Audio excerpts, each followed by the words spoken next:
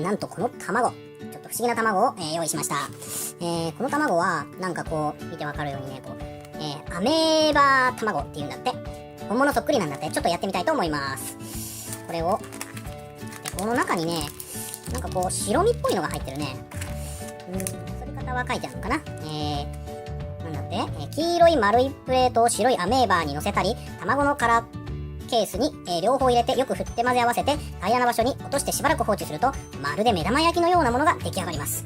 卵アメーバーって書いてあるね。よし、早速これがそのアメーバーだね。このお皿に入れようと思ったんだけど、ちょっとこう入らなさそうな感じなので、じゃん、ちょっとこっちの赤いやつにしてみるね。これだったらなんとか入りそうだね。じゃあ早速ちょっと開けてみるね。よいしょ。これはなかなか出ないな。ハサミで切っちゃえ。うわー、すごいな、これは。本当に。あ、メーバーみたいなね。よいしょ。うわー、これはすごい。皆さん見てください、これ。ぼよよーんってしてるんだね。見るかな？よいしょ。これ見えたかな？こんな感じだよ。すごい冷たいんですよね。ものすごい冷たくてね。スライムみたいな感じだね。これ卵の一応白身なんだね。よし。これ空気が入っちゃったな。よし。じゃあ早速。この中には目玉焼きの黄身が入ってるんだね。これをこうやって乗せると、こんな感じになるんだね。うわ、本当に目玉焼きみたいだ。ちょっとこれ、この卵の中に入れて、よいしょ。やってみるね。よいしょ。そしてこれを入れて、よく振るって書いてあったね。よ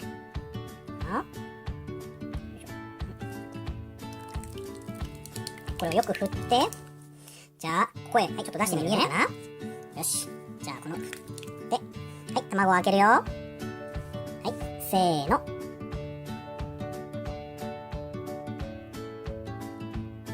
うわ、本当に卵みたいだね。黄身が、ここにあるね。